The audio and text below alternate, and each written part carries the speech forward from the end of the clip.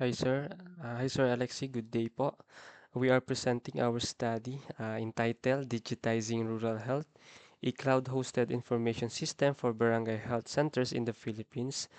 This project was prepared for MIT 007, Cloud Computing for Software Development by Sir Erickson S. Fajardo and ako po, Renz LVM Tubig. So for our introduction, barangay health centers are the backbone of primary health care in the Philippines. They provide essential services from vaccinations to prenatal care. However, it is often with limited staff and resources. So most centers still rely on paper-based systems for patient recording and reporting. So what really drove us to choose this project is our genuine aim to further support ang ating mga rural health clinics sa kanilang mga missions to provide health services sa mga rural areas na very limited ang resources, whether in vaccination, prenatal care, or medicine distribution.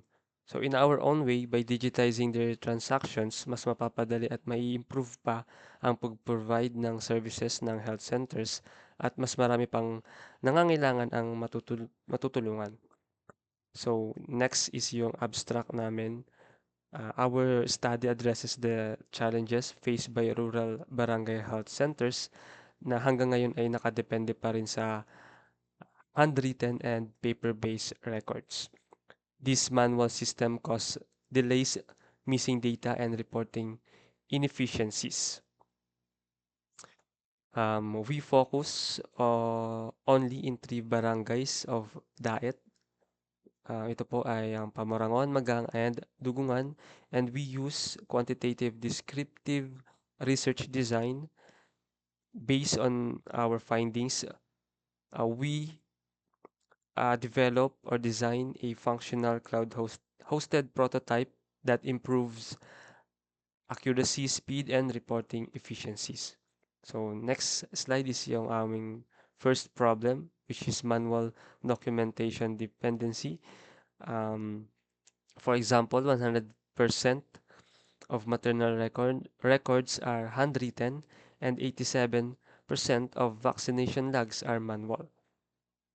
Ang resulta, illegible handwriting, misplacement or misplace yung mga records, at mabagal yung retrieval ng mga data and information. So, yung problem 2 is another issue is yung reporting delays. We found a 60% delay rate in municipal and RHU reporting.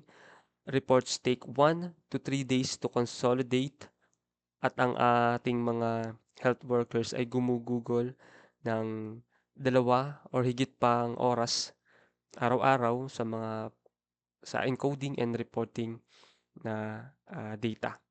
So next problem is yung data accuracy issue.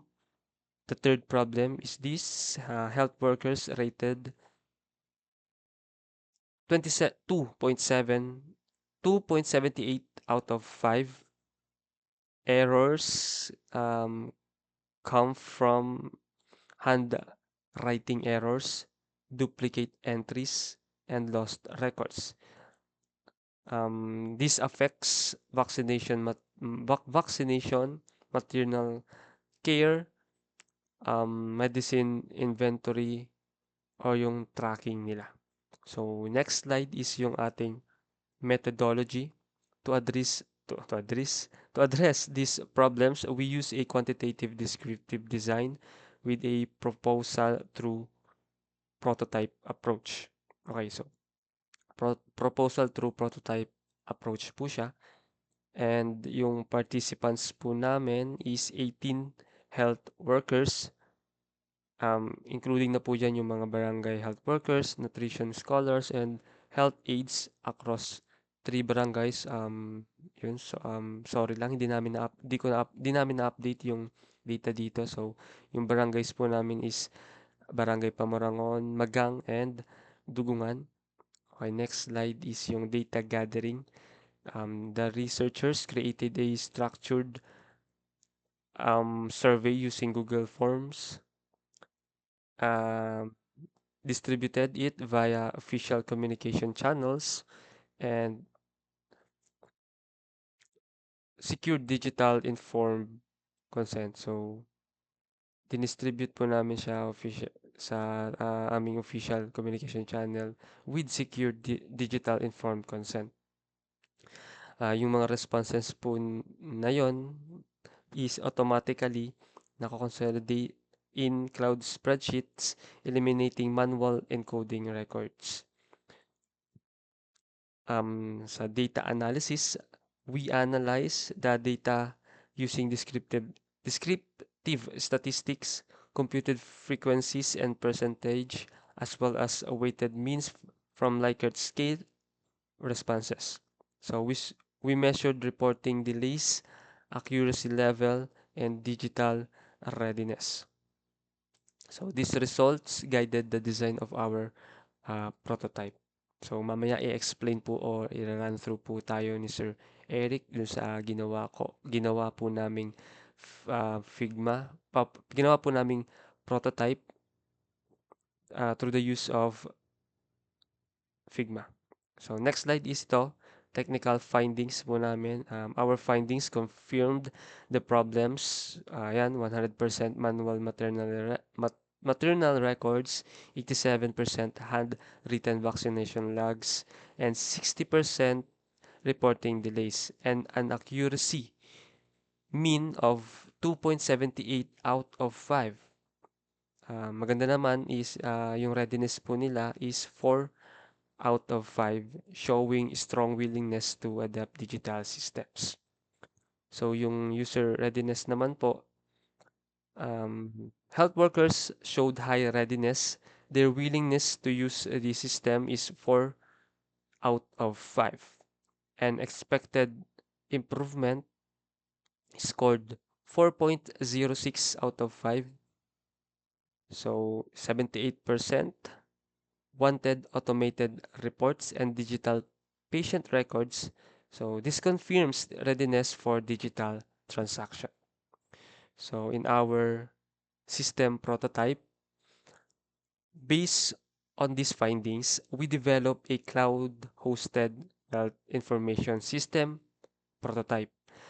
It includes modules for patient records, uh, vaccination tracking, maternal care, medicine inventory, school-based immunization, and automated report generation for our RHUs. So again, this is a prototype. Proposal through prototype. Hindi pa siya production ready system, pero it demonstrates feasibility and importance of digitizing healthcare or health center processes. So yun, in our conclusion, our manual systems are inefficient and error prone. Reporting delays directly affect community healthcare, and our study shows that the workers are ready and willing to adopt technology. The prototype is a necessary digital intervention to ensure faster reporting, higher data accuracy, and better health service delivery. Um, uh, Beyond the technical side, our motivation has always been clear to stand with our rural health clinics and strengthen their mission.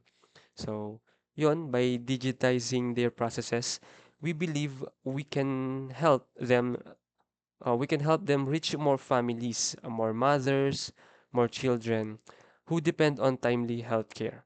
So, um, imagine a mother waiting for a vaccination records na delayed dahil sa misplaced papers. So now, with this, imagine the same record instantly available in a secure cloud system.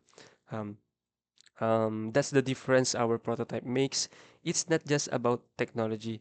It's about saving time, protecting health and improving lives in our communities. And that's all. So next po dito is yung aming prototype. Thank you po. Hello, Sir Alexi. Good afternoon po. This is the presentation of our prototype called Digital Rural Health, Cloud-Hosted Information System for Barangay Health Centers in the Philippines. Since we've targeted multiple barangays already, hindi na lang Pamurangon, because it was raised during our initial proposal. And when you log in, you will go to this dashboard. So hindi na kami nag-focus dun sa login, more login details because we decided to focus on the core feature. But it's understandable na kapag full development of the system na it's important that we have user credentials and user authentication, two-factor authentication, and so on.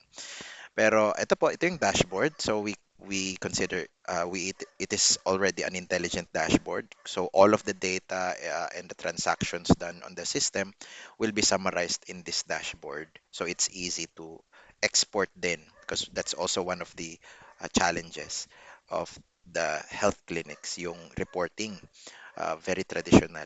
So we have the vaccination progress, maternal visits, and so on. And then we have a pie chart also based on the data na mga tinransact dun sa system. And then this line graph at the bottom, we have add patient, add vaccination record, and so on. Mga shortcuts, but if you click it, it will actually go to each of these tabs. For example, add vaccination records goes to vaccination tab, which itong mga po ito sa list dito sa left panel are the core features ng aming system.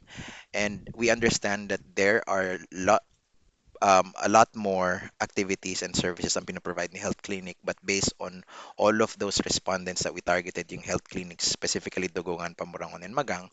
So ito yung pinaka-main na mga services that they provide. So of course, digitizing the patient registration, we try to solve the manual paper-based registration of these clinics. Kaya this is really important. We display the list, may table na ng mga patient, age with basic information, and there's an easy search box para madali ng mag-search ng patient information. And there's also a button here when we're adding new patient information. Next is the add vaccination record. So also vaccination tab. Andito na yung summary of all of the um, um, vaccinated for the month and so on. Then there's also a search filter so that we can easily search the record of a child vaccination record. Okay, and then if you want to add a new vaccination, there's a log new vaccination dito, and then make school-based vaccination calendar din, which is based in this tab, which is school-based immunization. It was also raised during the initial uh, proposal, na one of the activities ng mga health clinic is they tie up with different schools to conduct immunization sa mga bata. So meron na po dito sample school names, and then there's also a filter, um, and so on. So maternal care is also one of the features. Same concept, database of all of the pregnant women na nagpa-check up, and medicine inventory, which is one of the main features kasi masyadong traditional and prone to error ang paper-based manual records of medicine. So dito, madali nang makita kung meron pa bang stock, expired na ba, and so on and so forth. Pero, and more importantly, all of this data, since it's already digitized, really very user-friendly, very easy to export. And that's one of the challenges sa mga health clinics that we addressed by digitizing madali ang reporting. That's